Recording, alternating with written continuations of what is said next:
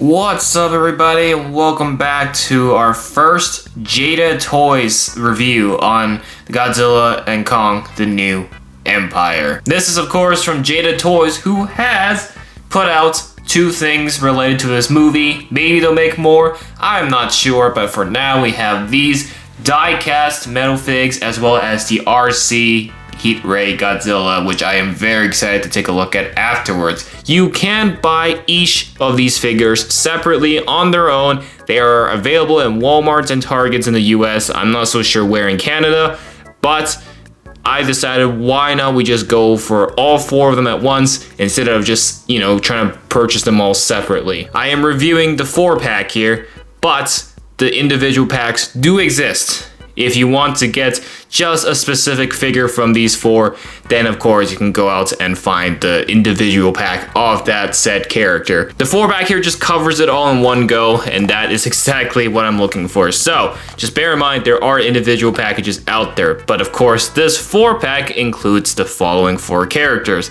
Godzilla, Kong, Skar King, and the MonsterVerse's worst kept secret after Mechagodzilla, Shimo. First things first, the packaging. Godzilla x Kong, the New Empire. We have Godzilla, Kong, Skar King, and Shimo. It's Shimo, guys, not Shimu. I remember it was, everyone thought it was with a U at first. Nope, it's Shimo with an O. Then we have Metalfigs, die-cast, just to let you know what it is. And honestly speaking, this 4-pack was very small. When I first saw the glam shots, I thought these were going to be like amiibo sizes, but they are way smaller than amiibos, I can tell you that. Here's the side, here's the other side, here's the bottom if you want to read any of that information. Nothing good on the top anyways. There's nothing going on up here, so that means we can show you the back. And at the back here's some renderings of the four figures. And that's about it. Very simple printing on the packages. They're like the Playmates. They don't really go all out in terms of detailing with the packaging because you're here to get the figures within. So why don't we take a look at said figures within? I'm very excited to look at the Shimo because this is the first time Shimo actually got leaked, was through this very die-cast 4-pack. So let's open up this pack and let's take a look at the figures. Let's do it.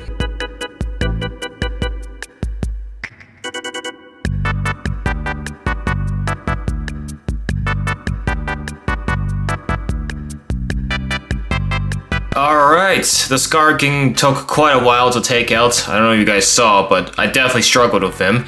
He was very tight in that plastic tray. Anyways, they're all out, and I honestly really thought they were gonna be like amiibo figures. Like, I thought they would be bigger. You're not gonna be able to play with these. These are definitely meant for the shelves, for the collection, that's for sure. Without further ado, why don't we dive in and take a look at each of these figures individually. Let's start off, of course, with pink Barbie Godzilla here. Okay, I'm gonna stop calling him Barbie, but we're gonna look at Godzilla first. Let's get right into it. All right, let's take a look at Godzilla here. So of course, this is evolved Godzilla, and right off the get-go, my first impression of it is I am very impressed. This actually looks pretty sick for a small figure. I do like how they have the tail kind of wrapped up here, so it kind of shows his iconic pose. He kind of looks like that T-Rex from Jurassic Park. That iconic scene where he's roaring in the observatory. Kind of reminds me of that. But I will say the colors are very, very nice. The pink and the gunmetal gray are great contrasts to each other. And most importantly, he has elbow spikes for a tiny figure. They gave him the elbow spikes. You'll love to see it. That was a reoccurring issue with the 6-inch Playmates figures. And so, looks like they were able to do that here. Now, there is barely any posability. In fact, by barely, I mean there's none. This figure is really just meant to be on display, and I do think as a collectible, this does fit the theme pretty well. I think it's a pretty high quality, small collectible. I do think if you don't have a lot of space in your living area, perhaps you could just get this, because I think this will fit on the table or on a tiny shelf without an issue. And I can say the same for all the figures, but definitely Godzilla is the biggest one here for sure. In terms of mass and size, Godzilla definitely has a lot of area. Let's just say that. The pink is actually quite consistent. You can see the pink going down from the head throughout the dorsal fins all the way to the tip of the tail. It's the same pink color. Good unity. You love to see it. There is good, consistent pink happening throughout the entire figure. As for the rest of the colors, you know, it's just your average gunmetal gray colors. I think gunmetal gray works best on Godzilla. I think the colors, if they try like dark blue, light blue, just seems not natural, but it does look good as a toy. This, on the other hand, does capture a realistic, but not at the same time, not so realistic Godzilla. What I mean by the non-realistic bit, of course, is the face, because they do make these look like chibi figures. So they're meant to be, you know, cute little figures, and his face does have that cute factor to it. You can see it, he is roaring, you know, but it doesn't look super aggressive. You can see he's just kind of a baby Godzilla, if you will. It looks really nice, I will say. They gave him eyeballs, that's a big plus. A lot of the tiny Playmates figures don't have eyeballs, and they just look possessed. This Godzilla actually does have a facial feature, so it actually looks pretty solid. I like this Godzilla. It's not bad for a small size, and it is metal, but not all of it. The arms is soft rubber. Soft plastic. It's not completely metal, but the main body is metal. So I guess you can't make the entire figure metal, otherwise it could be dangerous.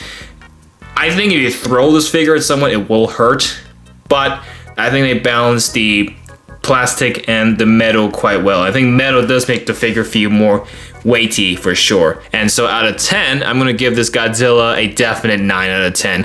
I don't really see any flaws of it. Oh, I do have a small paint scratch here. It looks like some of the paint wore off on the thigh, but maybe it's just this figure that I got.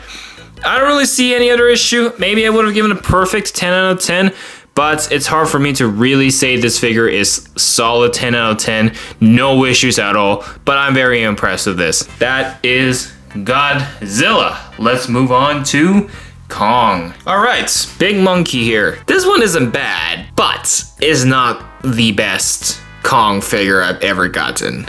Number one, he's missing the beast glove. That would have been very nice if he had the inclusion of the beast glove. Secondly, his head is like twice the size of his body. I don't know, I'm not too impressed with this one, but I'm not saying it's terrible because I will say this is way more detailed than the Playmates Tiny Kong. I feel like the main issue with this Kong is that he's too plain. They stuck with one color and that's about it. And it just feels like you're not getting a lot out of him. He doesn't feel like he's a high quality collectible like Godzilla does and the other two. I just feel like they could have done so much more with Kong here. Number one, at least give him his axe or the glove, you know, one or the other could have been nice. Number two, give him some colors to contrast. At least Godzilla had pink to contrast, and Shimo and Skar King do have contrasting colors as well. But Kong here is just mainly sticking with one color here. So I would have liked to see way more details with this Kong. And I know this chibi concept is trying to make this figure look cute. It does look pretty cute in the end. And the face is quite detailed. I will give them credit for that. Like, that's a pretty nice battle roar face. It also looks like he's pounding his chest, ready to go into action. But it does feel quite plain, placing him next to the other three. It definitely feels like they missed out on him and he could have gotten a lot more stuff with him. Colors, that's a big one. One plain color, I get it. You know, he doesn't have a big color scheme, but Godzilla, they were able to do it. Skar King, they were able to do it. And Shimo, I will get to in a second, but Shimo does look pretty good with the colors. And so I really hope they did the same with Kong here, but unfortunately not. So I will say out of 10, I'm gonna give this Kong a 7. It's not terrible, but it's definitely not the best Kong I've gotten. I do think it's definitely the weakest from the 4 here. It's a solid figure, but it could definitely have more for sure. So let's move on to Skar King. All right, next up we have Skar King, the lead villain, not the main villain, but the lead villain of the movie. And Kong felt like he was completely made out of metal. I think he was pretty much completely made out of metal. But for Skar King's case here, not so much. His main body is metal, but the arms, the hands specifically, is soft plastic, just like the Godzilla. So I guess with these pointy bits, they try to make it plastic to keep it safe. Kong was completely metal, I can tell you that. So Skar King here is kind of like half plastic, half metal at the end. His head is metal and all that, so that you can't move it. There is no articulation in the end after all. But I will say Skar King does also have a pretty big head. It also looks like he's like completely hunching his back. You know, he does not have good posture. But the face does look kind of silly. I will say if I had to give one big criticism of this figure, it's definitely the face. The head is bigger than the body, and that's the same thing of Kong, but it's not like super big. It's not super noticeable. And I think that's mainly due to the fact that the whiplash is molded into his figure as well. Like the whiplash looks pretty solid. It does look like its texture. That's good. This doesn't look like they just painted the whiplash onto him. They actually molded the whiplash mold onto it. So there is good textures going on with the Skar King. Secondly, the face, despite looking silly, does have good colors. It is very Kratos looking. It does have the nice white and red contrast, and you can say the same for the arms. There's some red strokes going on here. It looks pretty good overall. The white and the red do contrast well, and it's been quite evident in the Playmates figures as well. And so this Skar King, I would say, is definitely better than Kong, because Kong is just one plain color. Skar King here actually does have some contrasting colors, and he does look quite detailed, but the face really gives it the awkward look. He does look like Gollum, kind of like Gollum and Kratos. So maybe fix up the face, make him look a little more mean, gnarly. A battle roar face would have done the trick. But it's a solid figure in the end, and I wouldn't say it's the worst Skar King I've ever gotten. So it is definitely more detailed than the Playmates minifig, that's for sure. So out of 10, what would I give Skar King here? I'm gonna say an 8 out of 10. The face is really the main problem, so I will say an 8 out of 10 for the die-cast metal Skar King here. Well, half metal. I do like the fact that they made it plastic at the end just for safety's sake. So that is Skar King, meaning we have one more left. That is the mother of all titans herself, Shimo. Let's take a look at it. All right, Shimo. Now this was the first incarnation of Shimo. That's how the general public knew about her. At least the people who actually dove into leaks knew about her. And I would say this was a pretty solid first impression for everybody. Like, oh my god, that's what she looks like. Okay, sick. Again, on the chibi figure side, so they are trying to make her look cute. And the face does give off the cute vibes, that's for sure. But just looking at this figure as a whole, this is a pretty solid one. I will say, after looking at the Playmates Shimo figures, this is definitely one that stands out and is very different from the rest. Pun intended, because she is actually standing up on two legs. The Playmates Shimos, you can stand her up on two legs, but the small figure, she's on all fours, and you can't change that. Yeah, the pose is really sick. I do like the pose that they decided to keep her in, and the tail is also soft rubber. Might let you know it's soft plastic, I guess, again, for safety's sake. It's wrapped around like this, and it looks like she has similar strengths as Godzilla in terms of the colors. Very consistent, unified colors. She has a more darker blue here for her dorsal place. The Playmates Shimos, they tend to have a lighter blue. They went with the darker blue here, and I do think the darker blue looks a lot better. It just contrasts the white a lot better. The textures though on her dorsal place is also pretty nice. You can see it is quite spiky, and it does look like icebergs popping out of her back. And you can see on the head, kind of like, I like to call this a crown. It's also like a crown here. The blue is also pretty nice. And it just, I don't know, the dots here does look pretty awkward. It kind of looks like she's got chicken pox or something. I don't know, maybe it's just me, but I will say it just maybe connected a little bit more instead of just scattering it like dots. And I will say that having the claws painted in black, good contrast. The rest of the figure is molded in metal, and it's just the tail that is soft plastic. So I'm very impressed with this Shimo for sure. I like the colors, I like the details, and I do like the face as well. They gave her eyeballs, that's a big plus. Again, eyeballs, so she doesn't look possessed. And the nose, look at that, they painted the nose too. Shimo here and Godzilla are very strong in their colors, and I'm surprised they were able to nail that with such a tiny size. Overall, I'm impressed with this Shimo for sure. So out of 10, I'm gonna give her a 9 out of 10 for sure. If I had to give one criticism, is of course maybe fix up some of the blue on the top of her head here. But that's about it. I'm very impressed with this Shimo. It's a very solid figure, and comparing to previous Shimos, especially the tiny Playmates Shimos, this one definitely trumps them by a long shot. But how do they look like all together when I have all 4 of them on the table once again, comparing with the tiny Playmates figures? Let's take a look. So, these figures, despite the small size, they do have some quality collective values in them. Collective features, might I say. And they just feel high quality as a whole. They are metal, after all, sort of metal. There were some plastic rubber bits, as you saw. But comparatively, these are quite small. And if you really want a comparison, here's like the 2-inch figures from Playmates. There's the Skar King, just about the same size. Here's the Godzilla, you can see.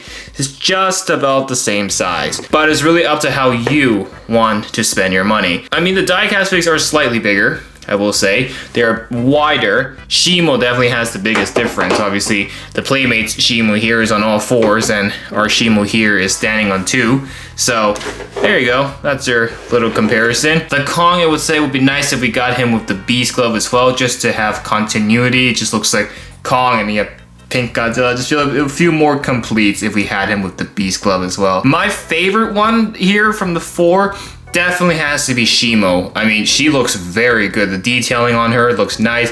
And I like that she's standing on 2 legs rather than on all 4s, like what the Playmates Shimos are doing. My second favorite definitely has to be Godzilla. I mean, the pink just looks very good on this one. It's a good contrast of colors going on here. And the third will have to be Skar King. And I think the Whiplash was done well. And at the very bottom, but definitely not the worst, is Kong. He does not look bad, just, you know, in terms of detailing, Kong definitely is the most plain one here. There's not much going on with him. So that's my ranking from best to least best. If you don't want to buy all 4 of them, but you're not sure which one to get, my recommendation is Godzilla and Shimo. Seriously, because these 2 are done very, very well. If you can find Shimo or Godzilla individually, I would definitely say pick them up. But ultimately, if you find the 4-pack here as a whole, 100% go for the 4-pack. You can literally get all 4 of them, the complete set, done in one purchase. So why not make it life easier for yourself if you find it in the store? Again, I don't know where in Canada this will be available. I got this online, so I can't give you an answer of where to find this. In the US, maybe just go to Walmart or Target. I'm pretty sure you'll find the individual packs. So out of 10, this Jada Toys die-cast metal fig pack, these metal figures in general, 4-pack or not, I would say out of 10, I'm gonna give it a 8 out of 10. It's pretty high quality for small size figures. Looks like they were able to do what Playmates couldn't, is actually put detail into small figures. Well done, Jada. Well done. So, this will be quite a contrast to the next review, which will be the big RC Heat Ray Godzilla. That one's like even bigger than my 11-inch figures, the giant figures. So these are like super small. Then we're gonna move on to the super big Godzillas. So we're gonna call it here for this review. If you are excited to see the RC Godzilla review, of course, hit that like button, subscribe to the channel with the notifications bell, and let me know what you guys think of the die-cast figures here. Are you gonna pick any up? Are you gonna pick all of them up? Let me know in the comments. For now, that is it for this review. Thanks so much for watching, and we'll see you in the next video.